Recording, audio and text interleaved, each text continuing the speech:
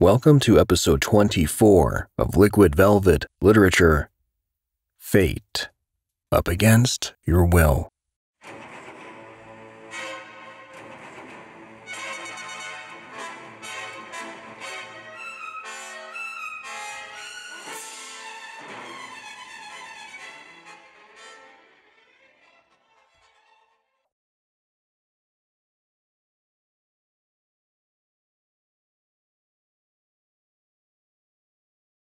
All right, good morning. Welcome to episode 24 of Liquid Velvet Literature here on Prose Radio. We began today with a quote by Echo and the Bunnymen, a great album and a beautiful song. And last night I was in bed just kind of goofing off, just blowing some steam off. It was a long day. I'm not a big fan of Sundays. And the light was coming in a certain way, and I was on my phone and just on my phone, and I was playing that song on iTunes, and it was just this beautiful moment, and that's hard to have with a cell phone, you know what I mean? So, but I thought it was just the whole moment was so punctuated by a song, and I just love that song. So last night, when it was dark, I walked my dogs, and I played that again, and it was windy, and there's just something about walking against the wind to that song in your headphones. I don't know what it is, but it's just such a cool experience. Hey, I take them when I get them. So, and today last night I was thinking I'm going to feature some new writers today and just do a short poetry, like read 4 poems or something before the week starts. So that's what we're going to do. And let's do that. Here we go. Okay. This is Sugar Tums 1. And Maine in the Rain. And this is from a challenge. Write your longest poem, the prose challenge. So let's see what Sugar Tums 1 is about. Stepping around natural science as it fills the gaps, the age differences and likely invisible years. The drops of time are resistant to my experience and following the steps to tearing the reality of time. I am not old, but the shore says, ha ha ha. I am young, but the shore says, yes you are, darling. I sneak a look into Bella's past. I trap a new flake inside my mind. I wish to fly like a gull, timeless, the albatrosses of aches and pains, laid unto mysterious earth, and the world is full of them, but mostly between my watering eyes. Sugar Tums 1. Beautifully captured. Beautifully captured. And this is Last with Windowsill. In our poetry and free verse portal. The windowsills where I walk, a narrow streeted ledge with screening skirted, and the breezes a storm shudder, waiting behind a sweep around the collarbone, fingered close as silent chatter upon the cheek. Elegant. That was beautiful. Last. That was beautiful. I love that capture. I say that word again, capture. Last night there was I don't know, I've had photography on my mind a lot lately too. I miss my camera, it's back in storage. And I miss my camera. I miss taking real photos. Been inspired lately. I don't know what it is, but I'm not going to fight it. Okay, this is one of my favorites. Not a new writer, but a new form of a writer that changed his name to BurialandUtopia. This, I'm just going to read this. This is, these glasses from which this writer sees the world is just, it's beautiful. So this is extra hold. Frescoes, world's beauty. I remember her driving a red Ferrari. I remember her nerves done translucent by the sun. I remember the tick-tick sound made by her heels. I remember her Cartier shades, not fat, not skinny, olive skin and hazel eyes, spoke slowly, softly, with a voice punctuated by red marbles. She spent a great deal of time with me, taught me life within the confines of locked doors and closed curtains, but she would go back to her 2 sons and husband. He was just a decoration piece, this robotic creature with muted lust fixed before the telly. Sons were nice, but they despised me. It's as if they knew the expanse of their mother's lessons on me. I was never confronted by them, but I was the stench in their lives, the boy outside whose house their friends would see the red Ferrari.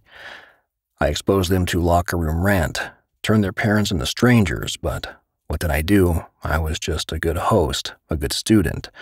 Or maybe I was just the quintessential definition of the other. I reveled in being the other. Besides the occasional bout of conscience, I just kept on covering every window.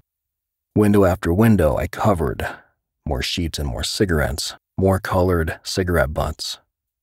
One day I came across her husband at the drugstore. He looked at me. I looked at him. He smiled, said, "I think you know me." Weird construct of a sentence. She said her 18-year-old had asked her that who was I, had further said he knew everything, and that Dad was weak. I listened, poured us some neat, but sometimes pleasure and routine defeat self-proclaimed consciousness. Sometimes what is right is spun by what is necessary. Sometimes being together against all odds is necessary. 18 times 2 equals 36. Mathematics even doesn't add up. I went up, carried up on the Khyber, and unlike those time-stained last pages of a novel beset by tragedy, her life also went on. Silence and routine were a refuge, and refuge doesn't always need to be correct.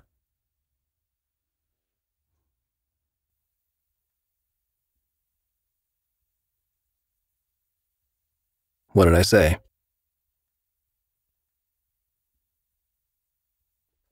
Well done. And this one is a new writer named ModernAntigone, or Antigone.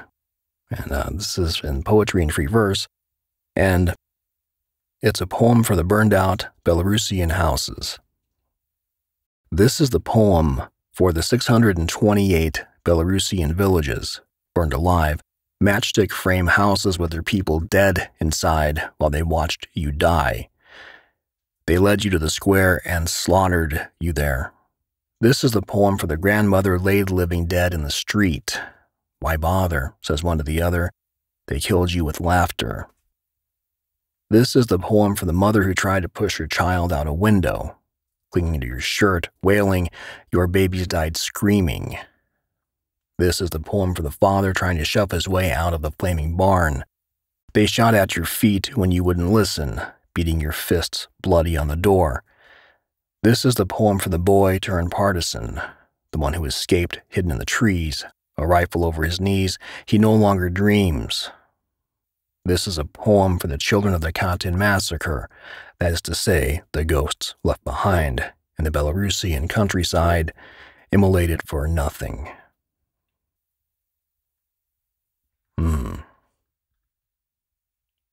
Nice. Well done. Well done. Wow. Let's see. And we'll close out today with Mavia's To Hold a Candle. It's a challenge. Very briefly describe what you experience when seeing a lit candle.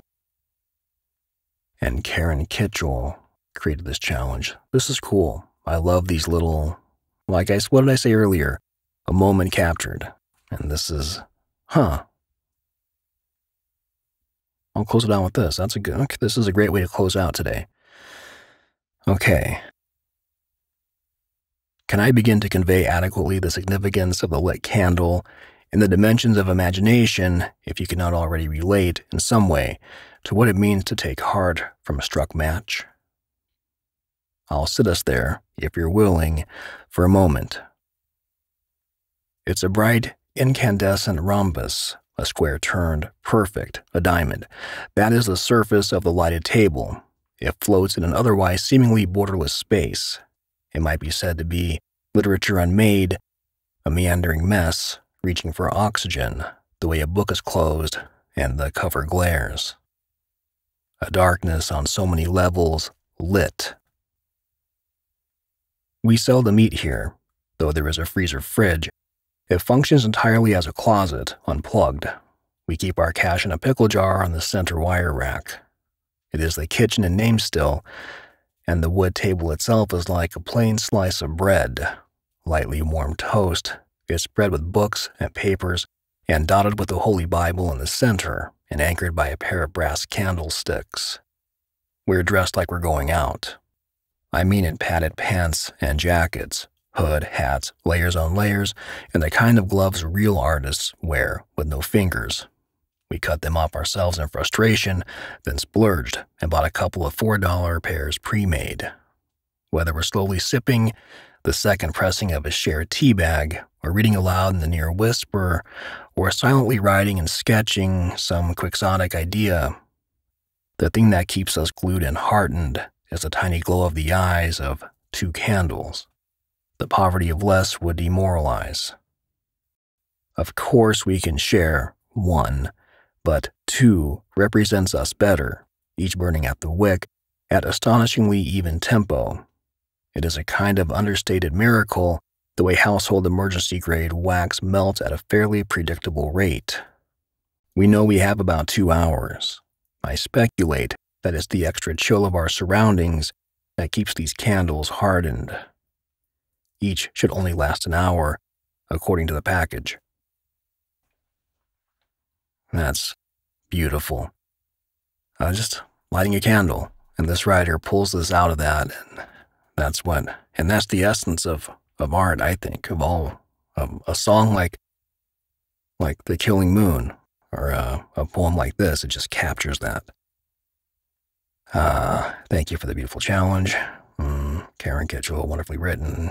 And then Bunny says, a perfectly poignant moment expressed. Yeah, he's right. I feel painted there and hung on your wall. That is a glowing review. And that's going to wrap today. Thank you for being here, and thank you to all the talent featured on the show today. And I'll say it again. If you like to read or write, go to thepros.com, read and write. Inspire, be inspired. The world needs you, like I always say. But with what's going on now, I don't have to go into all that, but we need words. We need something real, something to keep. So go to thepros.com, give us something to keep, and I will see you in the new video. Take good care.